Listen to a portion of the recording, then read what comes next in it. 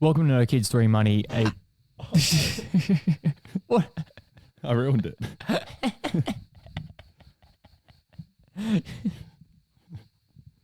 You tried. Yeah, I did. Traumatic childhood. We needed those. We really did. Which is true. Means death for us all. Up yours, children. Welcome to No Kids 3 Money, a Simpsons podcast through the lens of time. It's your new favourite podcast about your old favourite show. I'm one half of your host, Ned. And I'm Matt. And what do we have in store for the people this week, Matt? We have Season 2, Episode 5, and Season 10 and 20, Episode 18. Yes, we do. Mm-hmm. I really wish we didn't have Season 20, Episode 18. But Yeah, we nearly don't. Not much to discuss. pretty much. That's a beautiful part. It's pretty much just going to be a transition quote and just, and that's the end of the episode. It's like we get to Season 20, Episode 18 and just play this on repeat. I don't care. Pretty much. Yeah. Just 5 solid minutes. Yeah, it's much better. Alrighty, but do you want to hit us with a synopsis there, bud? I do. For... He does say bud a lot. Can't leave Springfield. I was born here and I thought I would die here. It won't be so bad. You'll die someplace else. Well, what am I supposed to do about friends? You'll make new and better friends. Dad, we're simple people with simple values. Capital City is too big and too complex. Everyone in Springfield knows us and has forgiven us. Season 2, Episode 5. Titled, Right that time. titled Dancin Homer. Synopsis reads, Homer fires up the crowd at a Springfield Isotopes game and is chosen to be the team's new mascot. He immediately becomes a popular attraction and the Isotopes start a winning streak. As a result, Homer is promoted to the team in Capital City. The Simpsons move to Capital City, but Homer fails to enthrall the crowd and returns home. I was nearly going to do that off of mic, but I was like, oh, no, wait. We don't do that. That's part of the show. Yeah. It's part of our charm. What is that? First thing I have written down is just a quote that comes over the loudspeakers at the start, or is it Burns saying a nuclear power plant, family, spouses, and no more than 3 children night? Yes. Extremely specific. Oh, it's so good. My first note is origin story of being a loser, and then I must have forgotten to get whatever that was about. I think it was about Lisa, actually. About Lisa. Oh, maybe that comes later. Ignore that. You should probably ignore that. Well, yeah, it starts off, the whole episode is like strangely structured because it's got this whole like concept of Homer retelling this story. So it sort of cuts between him narrating what's going on, like he's in a monologue of what he was experiencing at that point in time throughout the whole story. And, you know, actually cutting back and showing you what happened. Yeah. Because he's explaining it to everybody at the bar. And he doesn't want to explain it to them, but they're all like, oh, no, come on, share it with us. Yeah, it's a flashback, so it's happened, and he's, Yeah. drinking away his sorrows. I think that's what the origin story note was about, because he was, like, this is probably the first iteration of him having the self-realization that he's not going to be anything in life, essentially. And he's recounting the story even though he doesn't want to. Yeah, you're right. And is this also like the first iteration of Homer having another job other than the nuclear power plant? Well, it becomes that like safety spokesperson, but that was also like so heavily associated with the power plant that I kind of find it hard to say that that was his first like foray into having a different job. Yeah, probably is. Probably. Yeah, so far. We'll look it up. And we never did. Who the fuck are the Gamels? The Gamels. The Gamels. I have no idea. Weird ass fucking like just before like Burns and Smithers are like at the entrance to the stadium and they're like greeting everybody and like he like gives them a enthusiastic greeting because he obviously knows who they are but nobody else does, and they're extremely it's sorry, it's another one of these instances of an almost background character being like really uniquely drawn. Yeah. Like they're so different from all of the other characters that you've seen. Like they have that same skin complexion as what Wendell is shown to have, and not a lot of characters seem to have that. Yeah. There's like him, like Sherry and Terry that have that like really like nearly ghost white skin kind of thing. But yeah, you get these really strangely drawn characters. I don't know whether they're a reference to something, but yeah, Burns knows who they are. And then even after, was it last week? Yeah, it was last week that we had. No, hang on. What was the season 2 episode last week? It was the Treehouse of Horror one, wasn't it? No, it was 2 cars in every garage and 3 eyes in every fish. So it was another one where Burns is heavily featured, but he knows Homer's name in that episode to some loose degree. He doesn't have that like recurring where it seems like this is where the recurring joke of Burns not knowing Homer's name really started to kick off, because he instantly turns to Smithers and he's like, oh, who are these people kind of thing. He calls them the Simps. Yeah. Why? It's the Simps. And which is another one of those things that it's like, it was funny back then, but it also gains a different context when you watch it with the context of what that word means today. Yeah, exactly.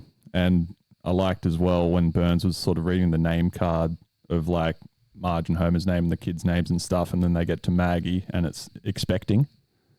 So he hasn't updated the name card since Maggie's been born. Oh, right. Yeah, and expecting. I didn't notice that. Yeah. And then Homer says, the baby's name's not important, which is a recurring joke as well throughout the series. It actually comes up again in like the season 20 episode. He like says something about him being great with both of his kids, and then he looks down at Maggie and goes, and whose child are you? Yeah, yeah. And like called her Muggsy in like a previous week's two weeks ago. Yeah, so also another kickoff of like a recurring joke. Who the hell is Margaret Simpson? There was a good line that Bart and said. The rest. Yeah. So after they get into the stadium, Bart's talking to Homer and says, aren't we going to see any washed up major leaguers? Oh, sure. There'll be a good mix.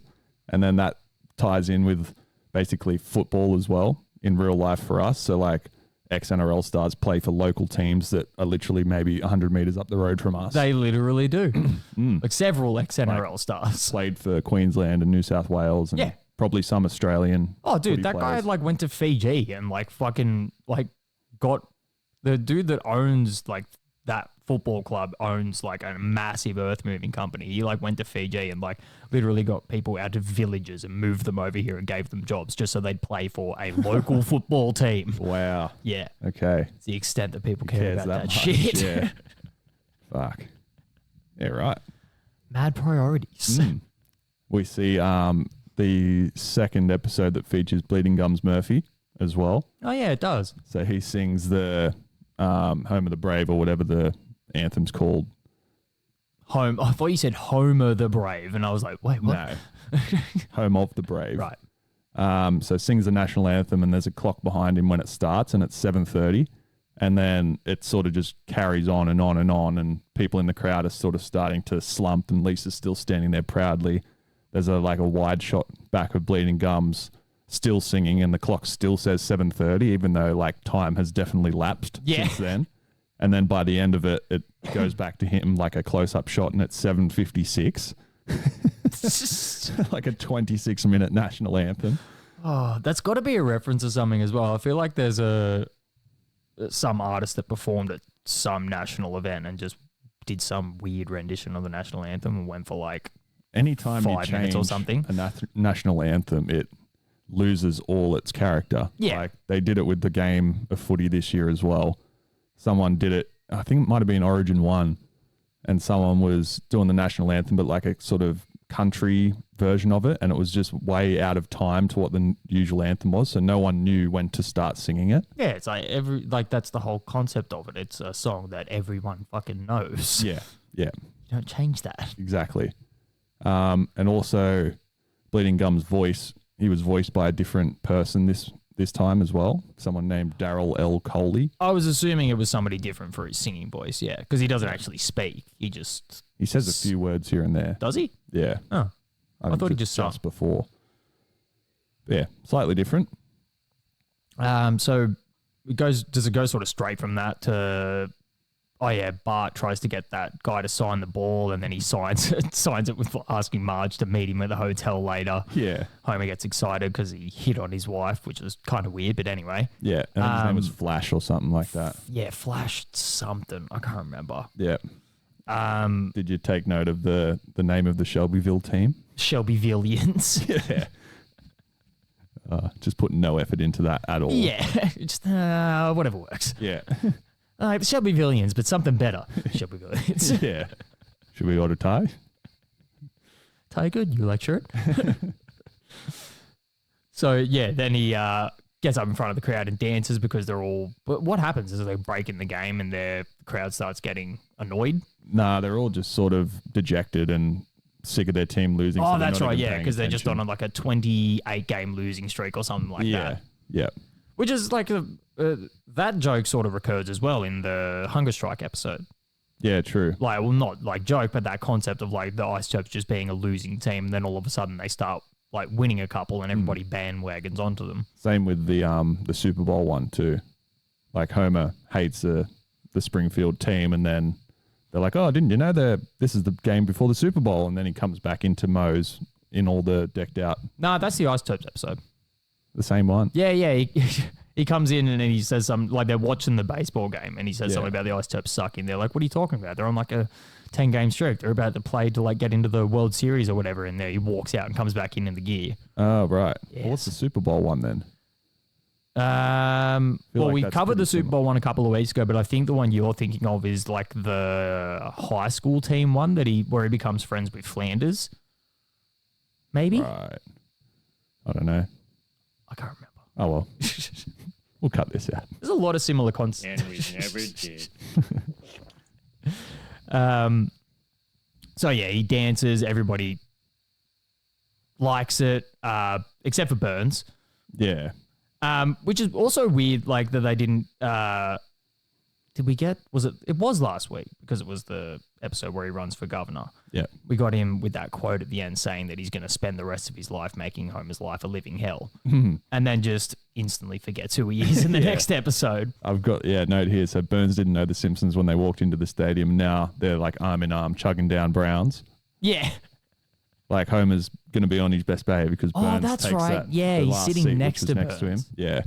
And they're spitting like, I don't know, like insults at the team or like chants. Yeah, rhyming like chants. rhymes, which is a common theme in, I think, maybe just baseball over there, that there's like, your slanders or whatever that you would yell at the players all tend to rhyme. I think it's like an old-timey tradition. Right, okay.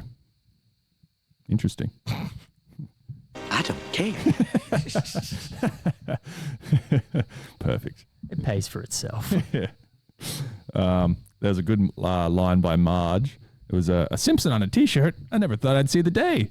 I did notice that. Is this like the first self-referencing thing that the Simpsons have said? No, we got one of them in season 1, I believe. I can't remember exactly what episode it was, but they have started doing it a little bit more because you could assume that by this time they'd picked up a little bit of steam popularity. So it makes sense to sort of refer to yourself in that fourth wall kind of thing. Boy, I'm glad I'm not the Impson family. I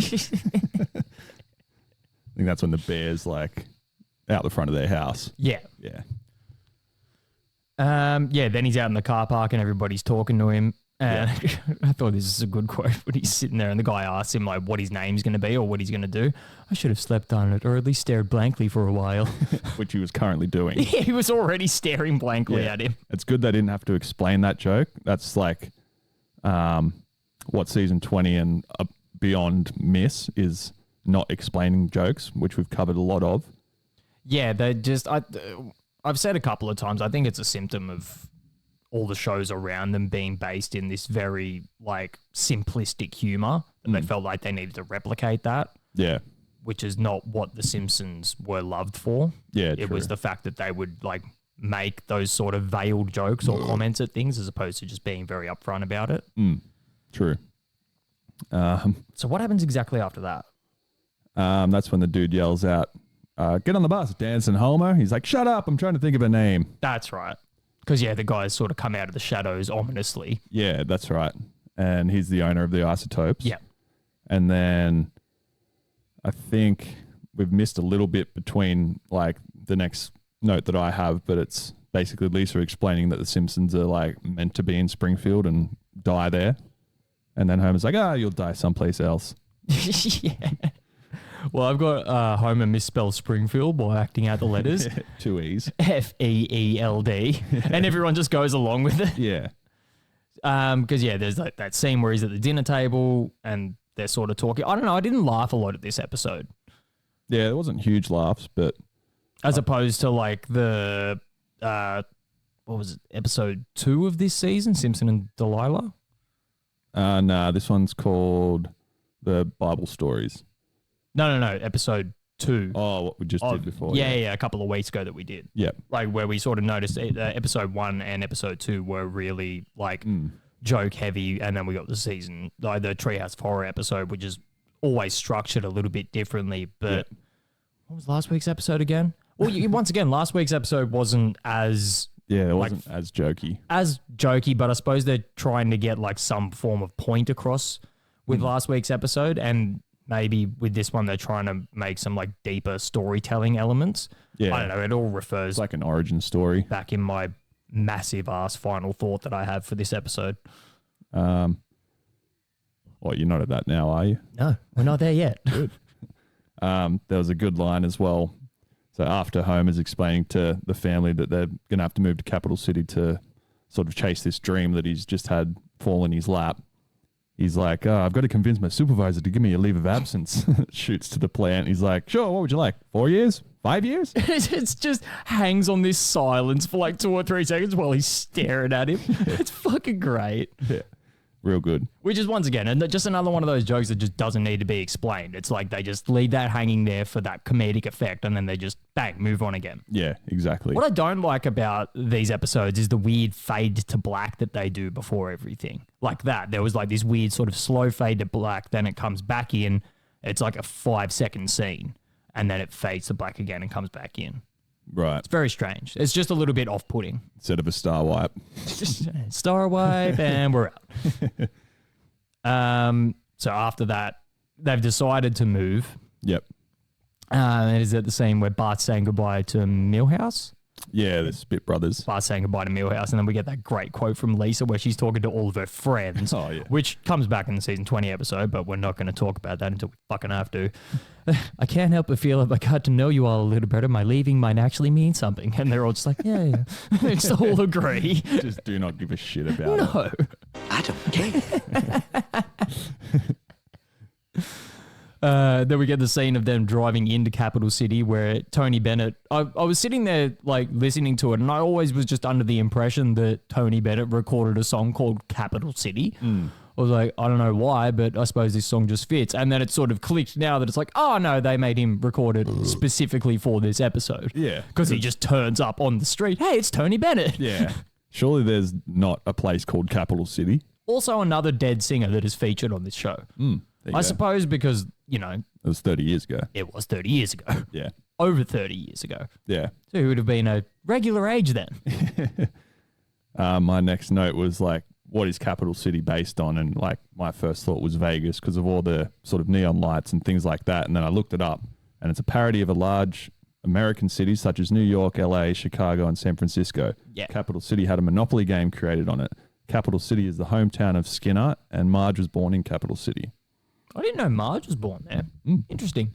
But yeah, like when you said like you didn't know what it was based on, I think it's just an amalgamation of a bunch of capital cities like Vegas. And when they have like, oh look, there's the Crosstown Bridge. It's supposed to be the Golden Gate Bridge.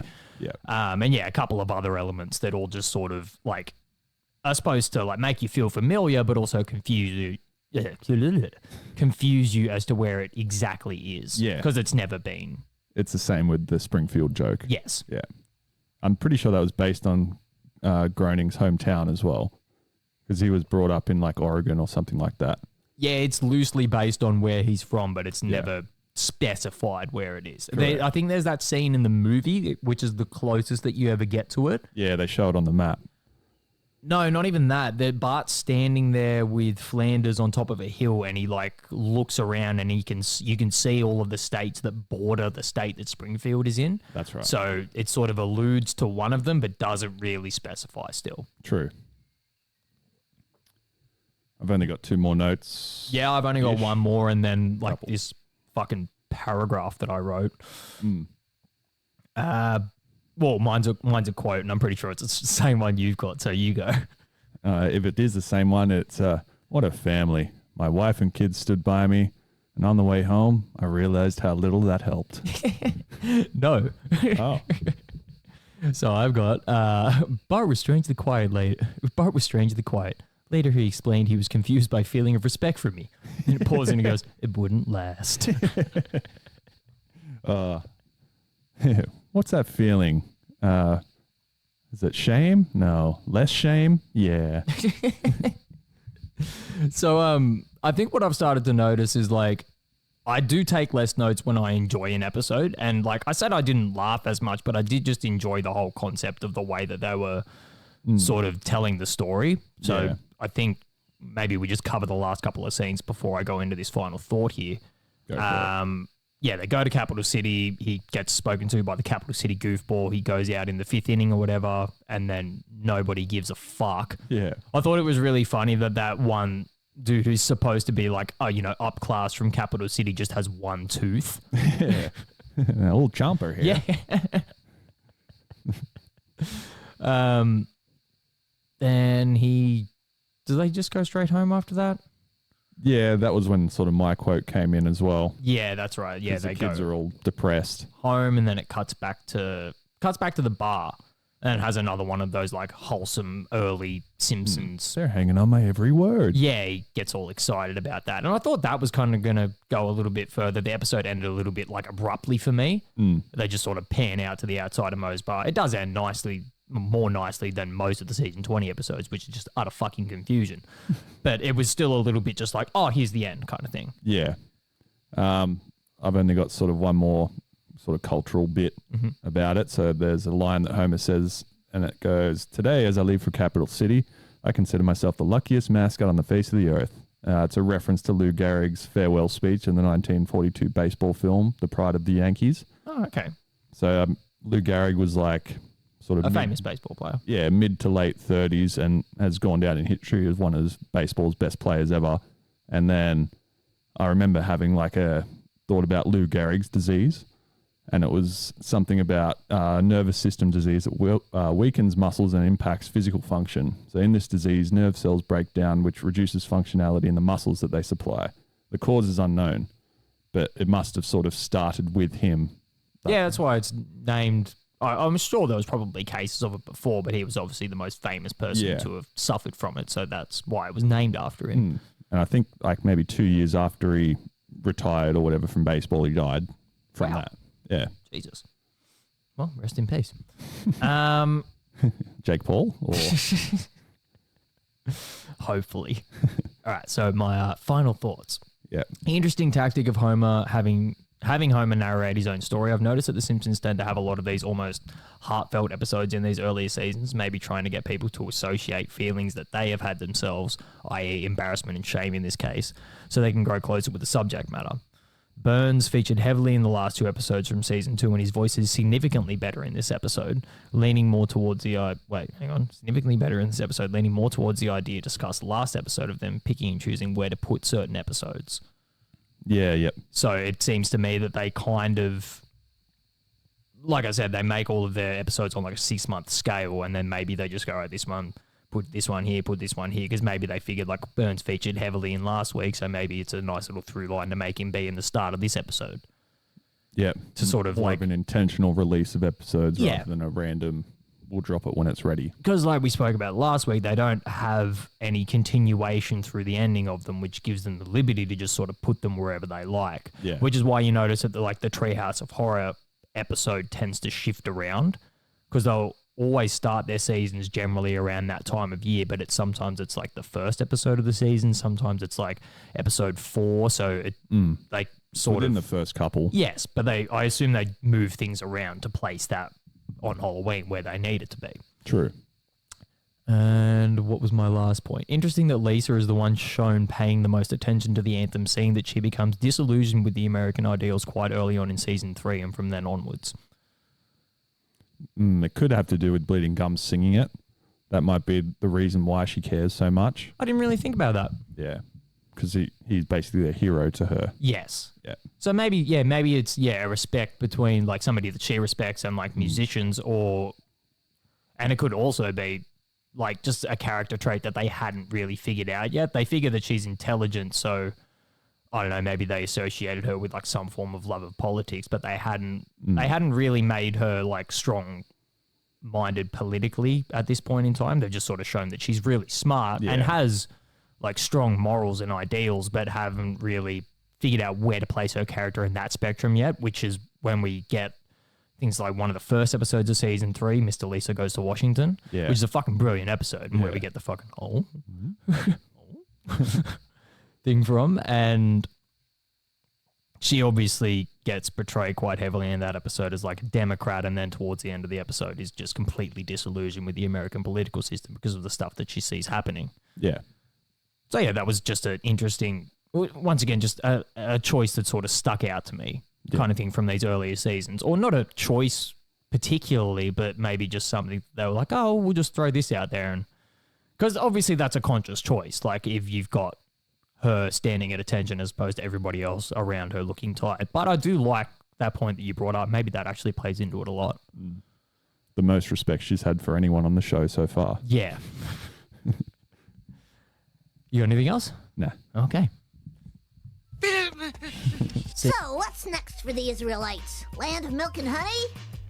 Well, actually, it looks like we're in for 40 years of wandering the desert. 40 years?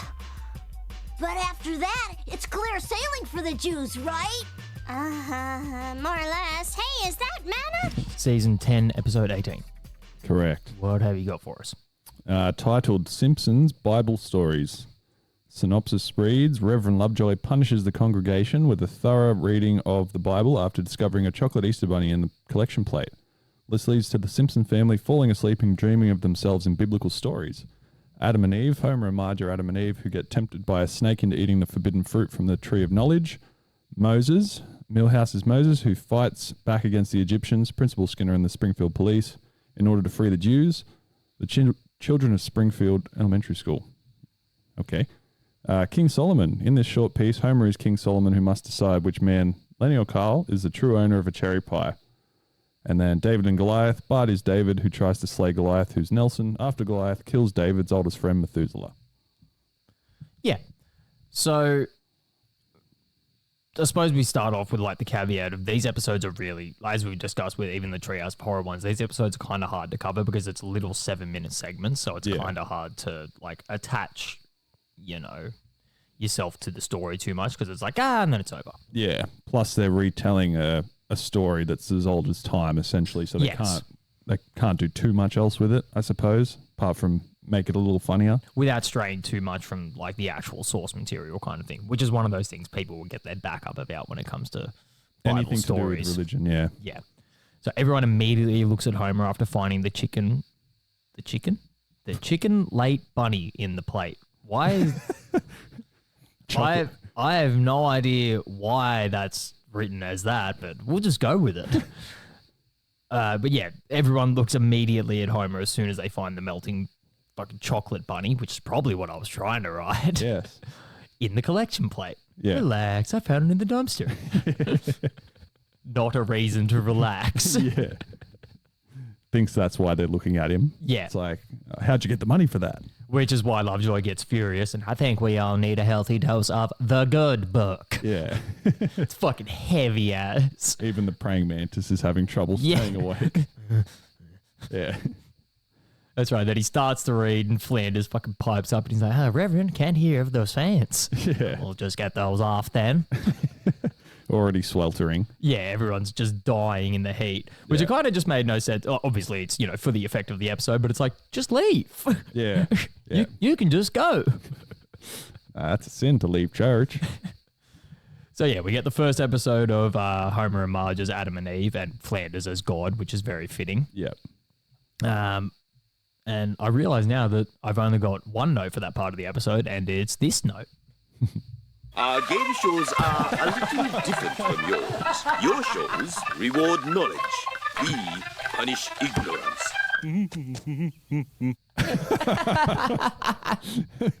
Give that man the $10,000. Oh, that actually worked out really good. Quite good. All right. So I've got, my dear sweet Eve, I love you even more than... Something about a porno bush. I can't remember. That's the last part of it. Yeah. Something about a pond. For skinny dipping? Nope. Skinny swinging? Oh, my dear sweet Eve, I love you more than the butterscotch pond or the porno bush. Yeah. Fuck. All right. We'll actually whip each other this week because we didn't do that last week. Yeah, we didn't. Well, I mean, we did, but we didn't. Who's going to get fired for that blunder? All right. Ooh. Okay. I've got one from this part of the episode as well. It doesn't have to be if you've got a harder one. I think this one's better as a quote anyway. Usually a mink massage makes me feel better. I didn't say stop. Which is also a recurring joke. Yeah. Of like, I didn't say stop. Never stop in the middle of a hoedown. He's fucking.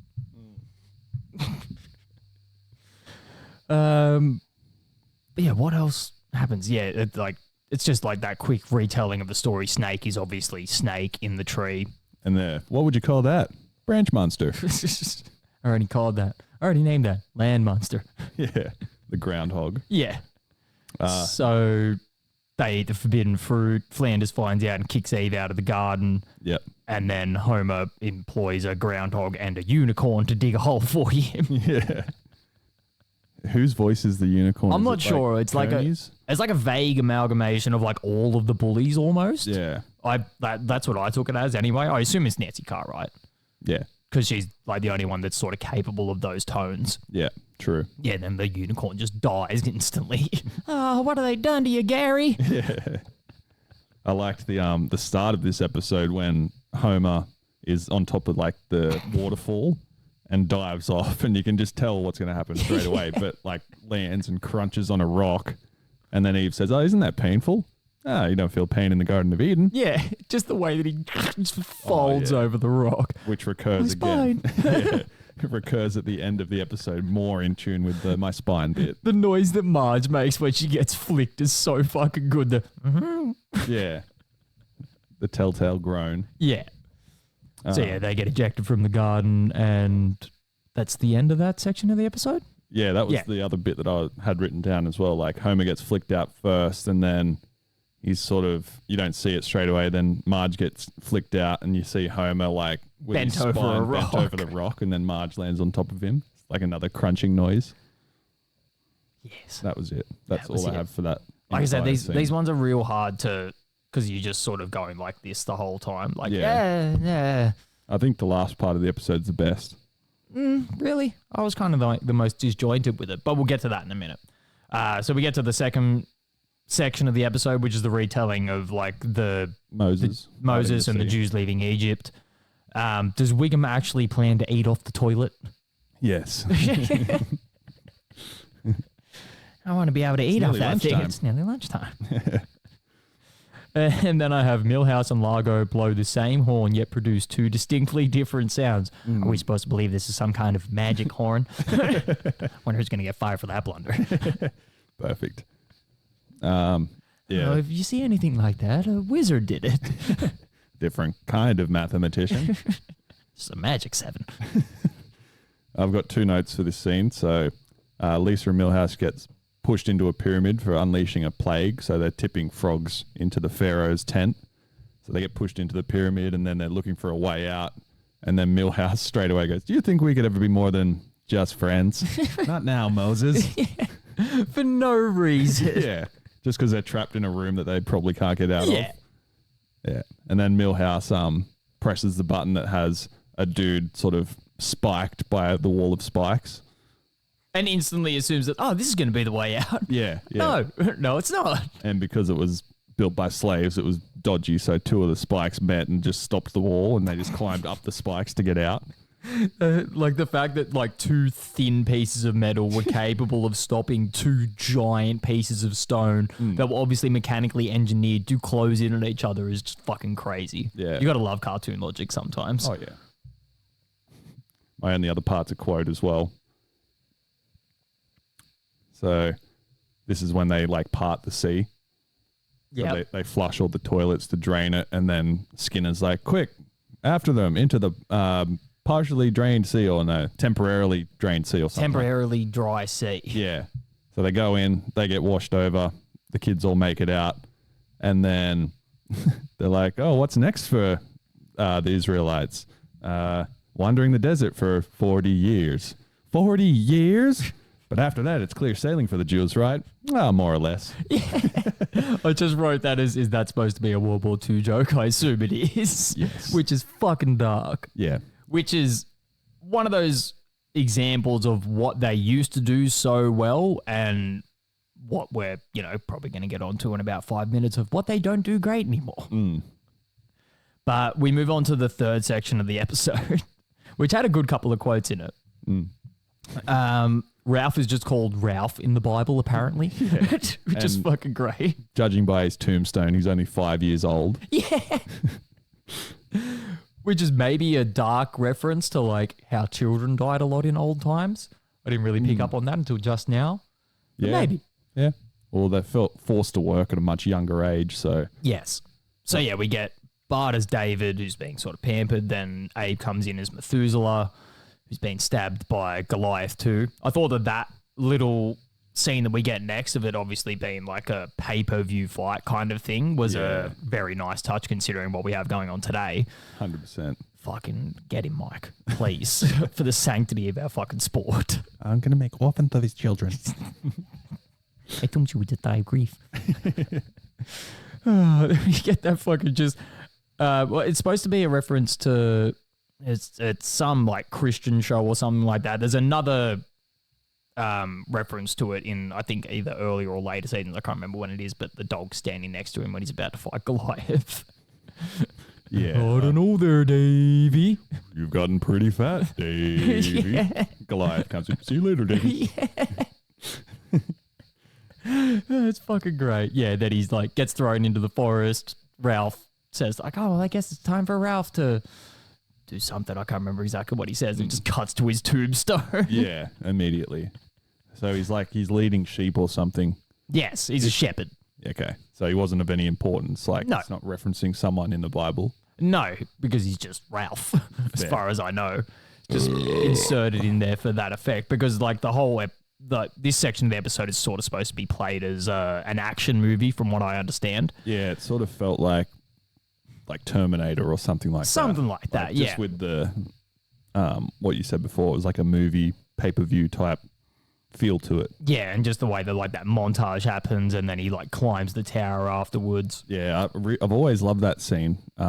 Like it gives the perspective of obviously the tower being super high, and Bart's trying to get up there with that sort of hook that you'd throw up that's attached to a rope, and he pulls off two guards in a literal sense. Oh yeah, that's right. Just keeps and then doesn't he climb up it with the corn cobs? Yeah. Yeah, or the corn holders. Yeah, the corn cob holders. But I always liked, for whatever reason, like you see Goliath eating and look like he's just eating a fish, and the bones are left, and he throws it out, and the closer he gets to the ground, it's a whale carcass. Yeah, it's a nice like perspective change. Yeah. Jonah! Yeah. He lived the way he died, in a whale. Inside a whale. So then they fight, and then it looks like Goliath's dead. He comes back up as like, a classic action movie would, and then just gets stabbed in the back and falls off. With Ralph's tombstone. I thought you were dead. Nope. Just That's it. no explanation. Yeah. Which is like, I don't know, it was weird. This was the funniest part of the episode to me, but also like the most disjointed. I don't know why I have our German potato salad written down. Oh, that's right, because it's at the end of the episode. Like when they all wake up, they realize that they've all been left in church. They walk outside, and it's the rapture happening. Yep. Flanders fly off. Lisa goes to fly off, and Homer pulls her back down. Yeah. And then he starts walking into the portal to hell that's opened up, and he's screaming about all the food. Oh, they're out of hot dogs. Yeah. German potato salad, which I don't know what that is, but it must be bad. It's like another reference to World War II, maybe. Potentially. Yeah. So do you have anything else? No, it was literally all I had was what you just said. Good one, Ned. Yeah. So final thoughts for it. I don't think I enjoy these type of episodes as much as the singular story types. They're hard to get into 7-minute segments. Plus, a lot of fourth wall references are relied upon specifically in this episode. The first 2 segments are pretty clean, but the third one with Bart as David and Nelson as Goliath throws in a bunch of other Bible references as filler. Although it does play well if you view it as a cheesy action movie. Yeah. If you can just sort of disjoint yourself from the fact that like this is a section of a Simpsons episode and go, this is them making an action movie, it makes sense. I think if we weren't watching it in an analytical sense, we'd just take it for what it is. Like sometimes there's an episode here and there that don't make you laugh, but it's still fun to watch. Yeah. Like the Treehouse of Horror ones, there are some that aren't easy to write notes on, but they're still highly enjoyable. Like pretty much all Treehouse of Horror episodes are quite good. Yeah, even some of the later ones, because like I've said, they kind of exist in their own sort of capacity, which this one does a little bit as well, but they're kind of pinned down a little bit from like the point that you made at the start, them all being like Bible stories and people being particularly attached to Christianity, so you can't kind of fuck with that too much. Yeah, the Simpsons are subtly ripping on it instead of just completely ripping on it. Like they're making jokes at their expense, but to the viewer, they're not, I don't know, they're not seen as taking the piss as much. They're not veiling it like they usually do and just using it as a throwaway joke. It's a full like 20-something minutes dedicated to these are jokes about what you believe in. Yeah, exactly. And just everything is always questioned religion-wise during the show anyway, so that makes sense why they throw episodes like this in.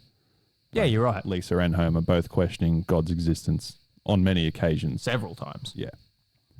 And like the Christian church episode that we covered, it's probably a month ago now, but it was like the car wash scene.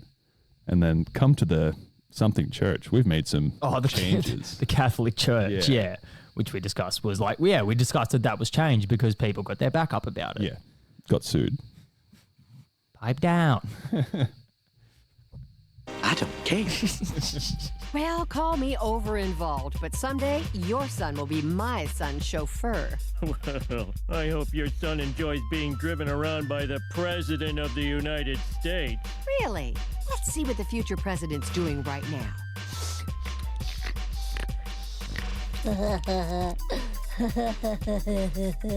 Yeah, you don't see many presidents doing that. Maybe LBJ, at the end. They'll never let us tell that one again. The rack tumbler or the TV? That's not the wallet inspector. Season 20. Episode 18. Such enthusiasm. Okay. Here we go, folks. The most entertaining 7 minutes of your life. I'm really sorry. Titled Father Knows Worst. Already really funny. Synopsis reads, Marge discovers a sauna in the basement of their house and shuts herself off from the rest of the world. This is because she's moved a water heater for what looks like the 6th or 7th time. And meanwhile, Homer becomes a stricter parent after meeting a helicopter mum who criticizes Bart for being an academic failure and Lisa for being a social outcast. Yes. I don't care. Pretty fucking much. So I didn't really notice it, sucks. but I think it's like with the point that I made in the first episode of like Homer sort of like it being one of the first iterations of Homer having another job kind of thing, which you can sort of make this little point in your head of like, okay, he actually got another job. So he had a reason to leave the plant. It doesn't need to be like resolved or shown in real time, but it's like you just make that connection in your head of like, he got this job, he quit his other job. It's a cartoon. He has his old job back at the start of the next episode or whatever.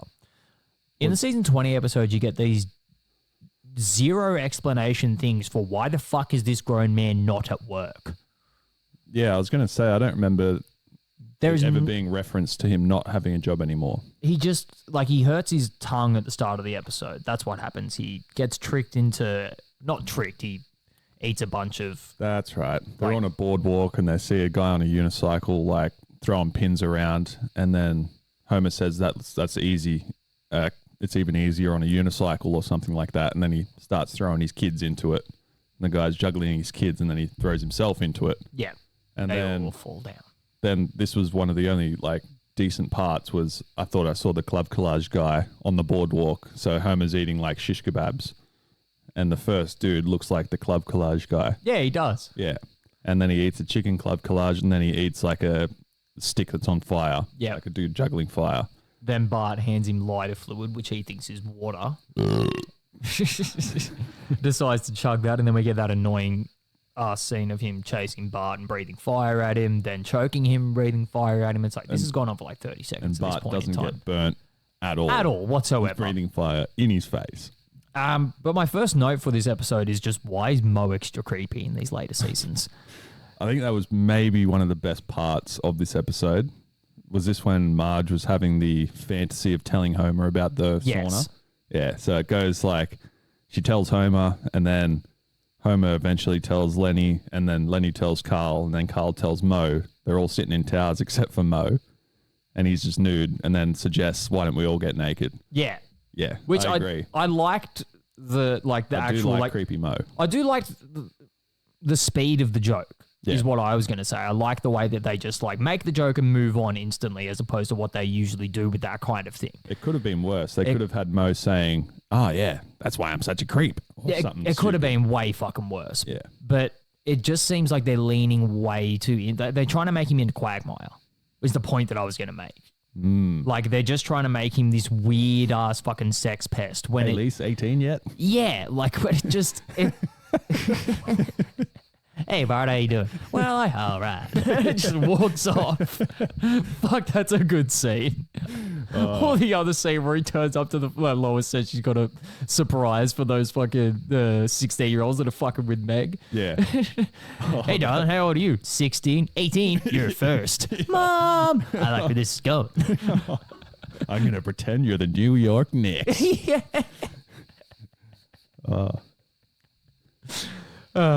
So where the fuck was I? Season 20's always been funny. No, it hasn't. I think it's after that. Did they make a joke about Homer going down on Marge? Yeah.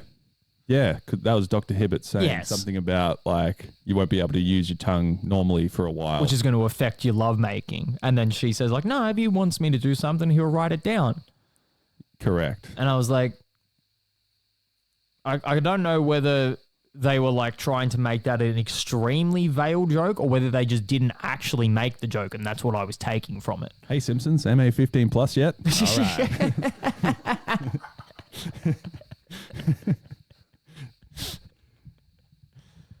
All right. The whole scene with Homer serving Jell-O is embarrassing.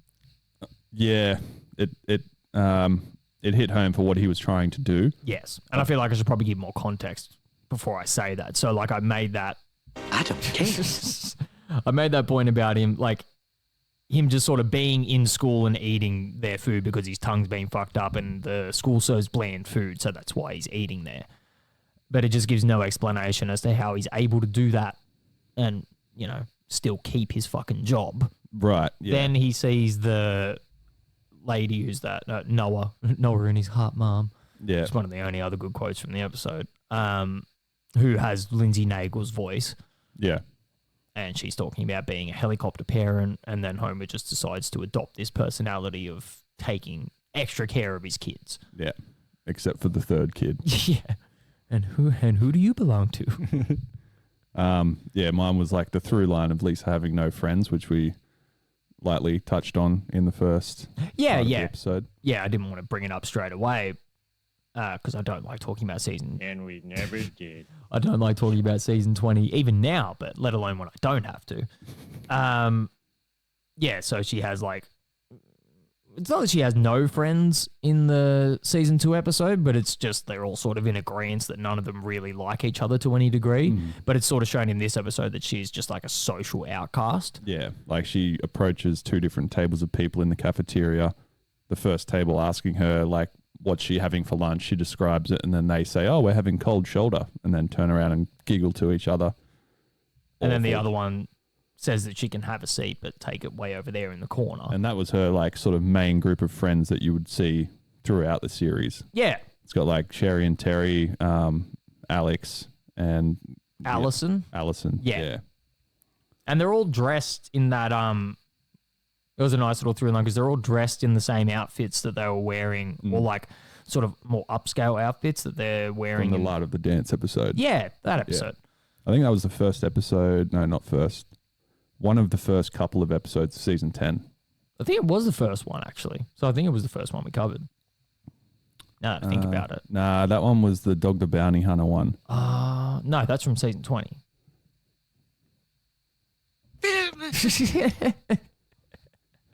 I was looking for a button that doesn't exist. No, it doesn't. We need to get that on there. Yeah, that'll be on there next week. There's a lot of mention of mayonnaise lately. Oh, man, that was my other through line. The mayonnaise through line. Yeah, and like... Was no mayonnaise, was it? Keegan touched on it whilst we were watching it. Like, up until this point of the episode, Homer's literally only eating the blandest food known to man, and then he just downs a whole jar of mayonnaise. It's like, oh, he's forgotten about his tongue that has all these new taste buds because it was burnt off. Yeah, they just completely throw away the entire concept that the episode was built on, which is just another fucking lazy season 20 thing. Rusty. It's a pleasure to be here. It depends what you mean by coitus. That wasn't your mayonnaise, was it? My next note is just why. And I actually can't even remember what it's in reference to. It doesn't need any context. We get it. Yeah, I think we all get it. Yeah.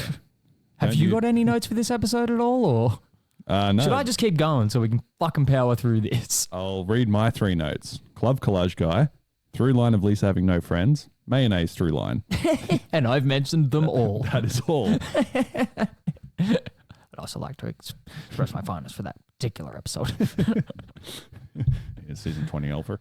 Thank you. Thanks for coming out.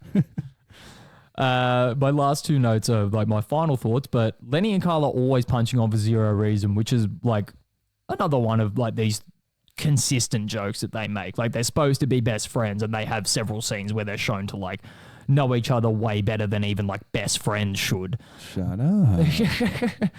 But they always just punch on at the drop of a hat. Like in the Star Wars episode, this one, they'll just instantly something will go wrong and they'll just punch the fuck out of each other. Yeah. There's another instance where they both crash their cars into each other and then get out and start fighting.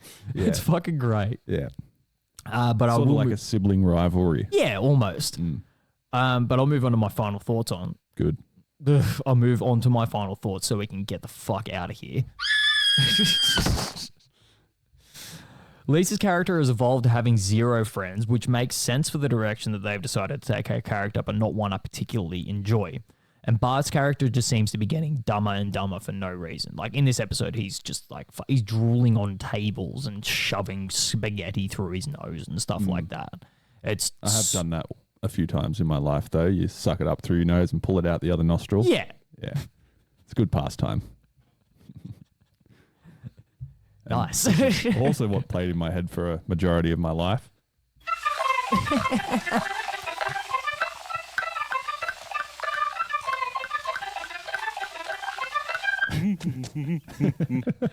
And then the last note is just several bad jokes recur in this episode for no effect. Like we get him spraying himself in the face with ant spray and then saying like, oh, why don't I read labels before I do stuff? And then he falls over. Out, yeah. And he's just immediately in the next scene. Yeah.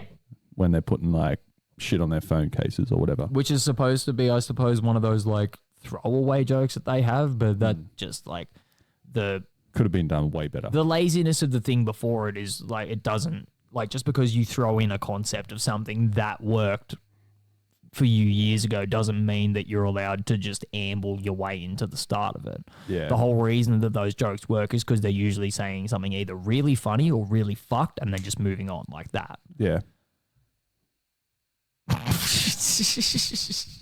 Got anything else, or should we just go watch a 58-year-old man attempt to beat the fuck out of a 28-year-old man? And we never did. And we never did? Jake might win.